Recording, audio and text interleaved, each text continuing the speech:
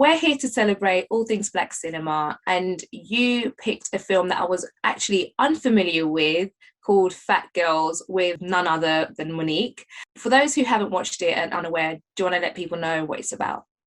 Monique. Oh, I love it. So it's about I feel like it's about somebody finding acceptance within themselves. It's about Monique finding acceptance of her character, feeling comfortable within her body and finding love, and then realizing that, you know, someone will love you just for, you know, because you are who you are. Yeah. And with all your flaws and all.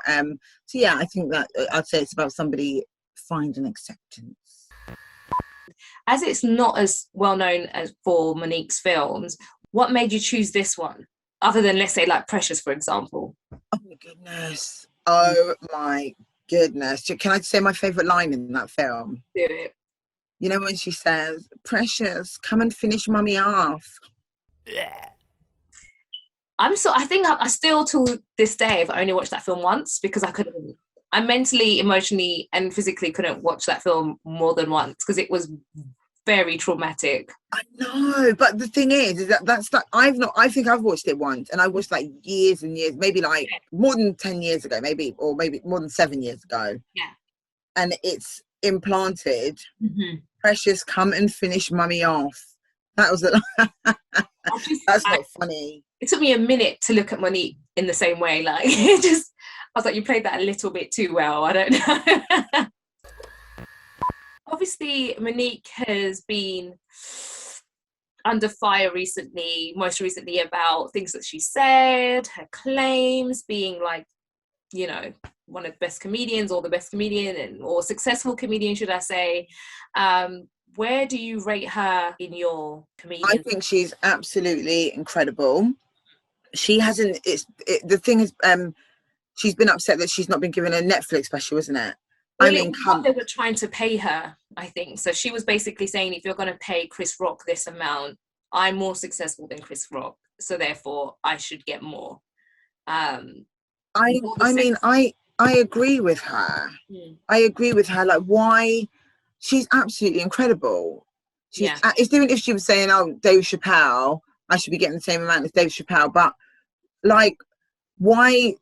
I agree with her. I know there was she posted something else recently. Did you see it? Bonnet Gate. She was saying that we need to do better and you shouldn't come out like that. And I mean, I really didn't like that.